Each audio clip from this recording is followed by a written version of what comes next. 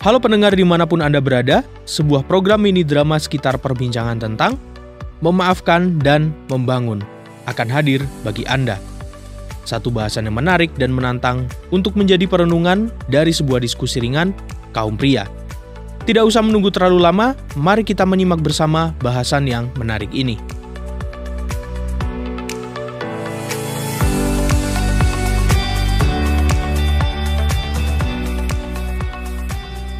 Ayo cemilannya, Dijoko.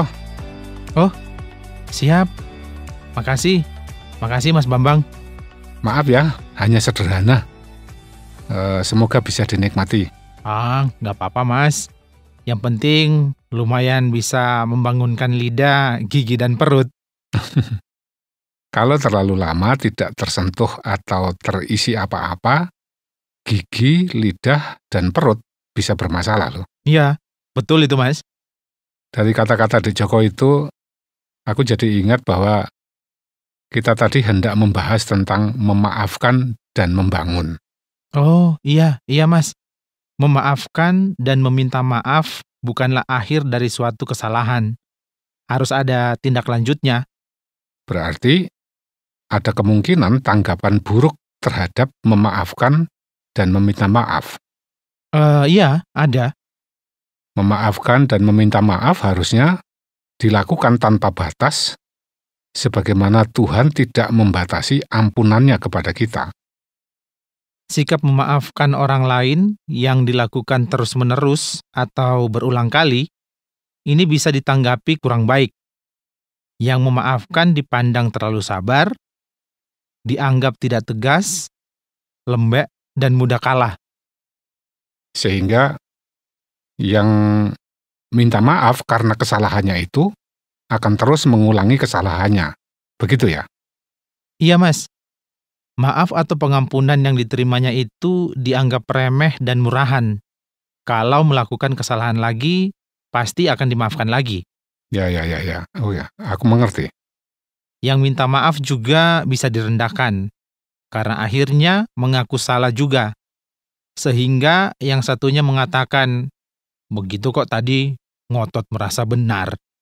Sementara yang dimintai maaf menjadi merasa diri benar dan lebih baik. Iya Mas, permintaan maaf, terutama yang sudah beberapa kali atau sering dilakukan, itu akan dianggap basa-basi saja, tidak sungguh-sungguh. Sebab setelah dimaafkan kemudian berbuat kesalahan lagi. Bahkan kesalahan yang sama. Ya. Oke. Karena itu, aku setuju harus ada tindak lanjut setelah meminta maaf dan memaafkan. Ya, memaafkan dan membangun. Oh, memaafkan dan membangun. Iya Mas. Menurutku, Dijoko, memaafkan dan meminta maaf itu perlu disertai dengan perjanjian, termasuk di antara suami istri. Perjanjian tertulis dengan ditandatangani di atas meterai. Ya, bukan itu sih esensinya. Tapi kalau kedua pihak menghendaki perjanjian yang tertulis, ya silakan saja. Oke. Kalau di antara suami istri atau saudara, mungkin tidak perlu perjanjian tertulis. Tapi kalau antar lembaga rasanya perlu itu, Mas. Ya, benar. Kalau antar lembaga, sebaiknya ada perjanjian tertulis yang ditandatangani. Ya, setuju, Mas. Tapi kalau antara suami istri, yang terpenting adalah komitmen untuk berusaha tidak mengulangi kesalahannya. Iya, Mas. Itu lebih berkekeluargaan sih. Kalau antara orang tua dan anak, selain berjanji bersama, orang tua kemudian harus memberi nasihat dan bimbingan kepada anaknya. Ya, orang tua dan anak berkomitmen bersama. Iya, sebab yang meminta maaf bukan hanya anak kepada orang tua loh. Orang tua pun harus juga mau minta maaf kepada anak. Apalagi jika orang tuanya sampai memarahi anaknya. Dia harus minta maaf karena sudah memarahi atau menyakiti hati anaknya. Oh, iya. Orang tua harus merendahkan diri di hadapan anak juga. Dan juga untuk mengajari anak merendahkan diri. sebagai teladan bagi anak. Wow, bagus sekali, Dek. Ya, kalau sudah meminta maaf dan memaafkan, orang tua dan anak juga harus berkomitmen bersama. Iya, orang tua berjanji tidak akan marah lagi dan tidak akan memberi sanksi. Dan anaknya berjanji tidak akan mengulangi kesalahannya lagi. Ya, memberikan cara konkret atau arahan bagaimana melakukan komitmen yang disanggupi. Juga memberikan peringatan dan arahan secara langsung tanpa menunda supaya tidak terjadi kesalahan. Nah, begitulah maksudku, Mas. Untuk itu juga diperlukan tindakan monitoring. Wih, semacam pengawasan begitu, Mas? Mungkin bukan pengawasan lah, Mm-mm. tapi suatu usaha memperhatikan tindakan selanjutnya. Oh iya. Kalau pengawasan itu kok kayak resmi gitu ya, serem dan kejam. Rasanya sangat tidak menyenangkan.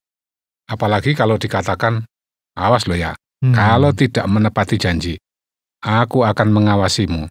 Wah, kalau begitu, maaf atau pengampunan yang diberikan menjadi tidak menenteramkan. Maafnya diberikan dengan tidak ikhlas kalau begitu. Mm-mm. Kalau begitu diperlukan cara monitoring yang baik. Iya, Mas.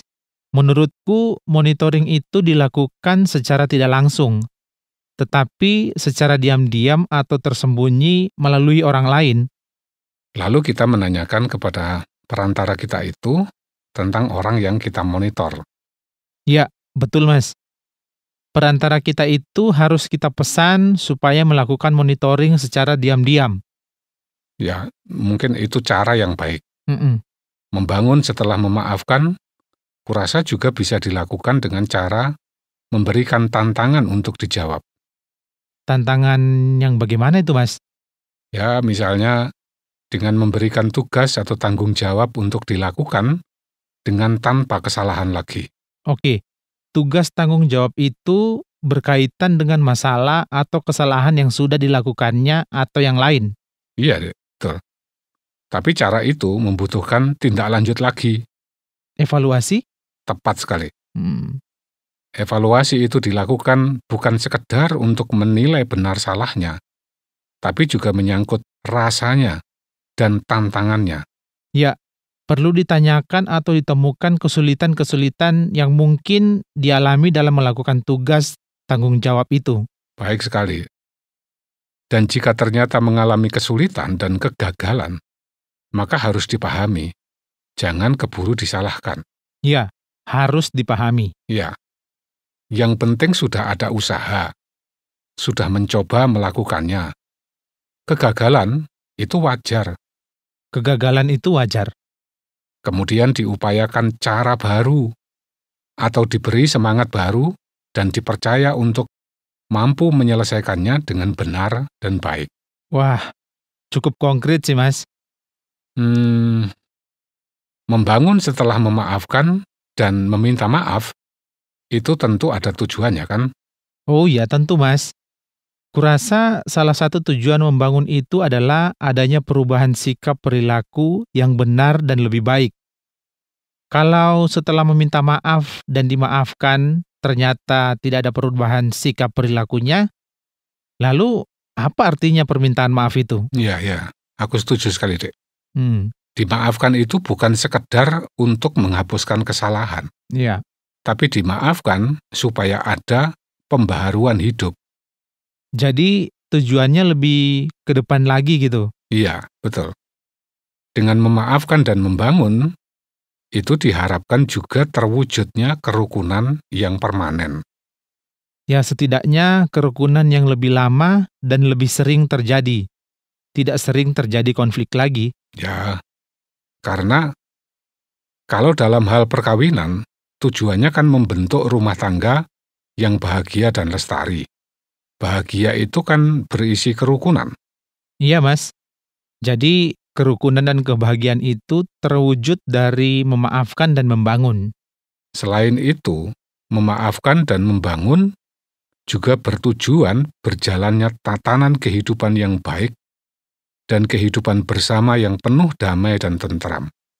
Kehidupan yang demikian itu sangat menyenangkan, Mas. Ya, karena itu kita harus membudayakan sikap memaafkan dan membangun. Diharapkan juga dari memaafkan dan membangun itu adanya kemajuan bangsa atau prestasi yang bagus, Mas. Wow, suatu tujuan besar dan bagus sekali. Suatu bangsa yang suka konflik intern, tidak suka meminta maaf dan memaafkan. Kurasa itu tidak akan maju sih, Mas. Iya, betul dek. Betul sekali dek Jaka. Bangsa yang selalu rukun, harmonis, dan bersatulah yang bisa maju kehidupannya. Iya, Mas. Semoga bangsa kita bisa selalu begitu. Antar suku, agama, golongan bisa saling memaafkan dan membangun dan selalu rukun. Amin. Mas Bambang, Ya dek. masih ada satu lagi hal yang ingin aku bahas ini bersama Mas Bambang. Apa itu dek? Ya, ini berkaitan dengan perlakuan buruk dan ketiadaan niat untuk memaafkan, yaitu dendam sih, Mas. Dendam. Iya, Mas.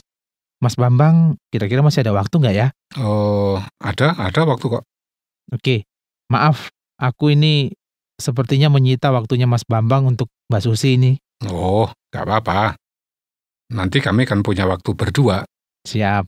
Oke, terima kasih, Mas. Mas Bambang apa nggak lelah atau jenuh begitu? Enggak, kita selesaikan aja. Tapi kita selingi makan cemilan lagi dan minum kopinya ya. Oh iya, Mas. Siap-siap. Mau dibuatkan kopi yang baru? Nggak usah, Mas. Ini aja udah cukup. Jangan sungkan loh, Dek. Nggak, Mas. Kopi 1 cangkir sudah cukup kok. Oh, baiklah kalau begitu.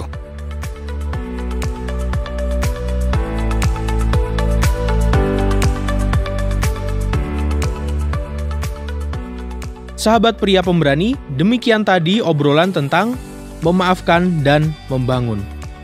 Semoga obrolan yang singkat tadi bermanfaat dan menjadi wawasan untuk diperhatikan supaya menjadi suami yang setia. Pria pemberani, terus maju dan berjuang. Terima kasih atas partisipasi Anda, sampai jumpa kembali dalam topik yang berbeda dan menarik di dalam program yang akan datang. Jika Anda memiliki pertanyaan atau ingin memberi respon terhadap topik yang berhubungan dengan program ini, silakan menyampaikan melalui WhatsApp ke nomor 081 333 777 386. Sampai jumpa.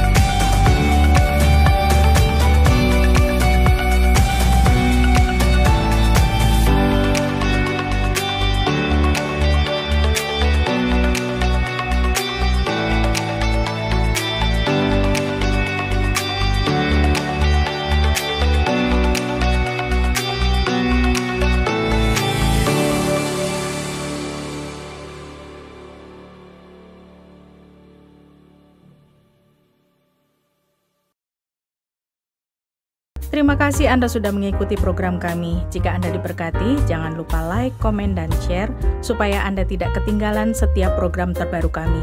Jangan lupa juga untuk subscribe channelnya dan nyalakan loncengnya. Jika Anda ingin mendukung pelayanan kami, bisa melalui rekening kami berikut ini atau menghubungi kami di sini.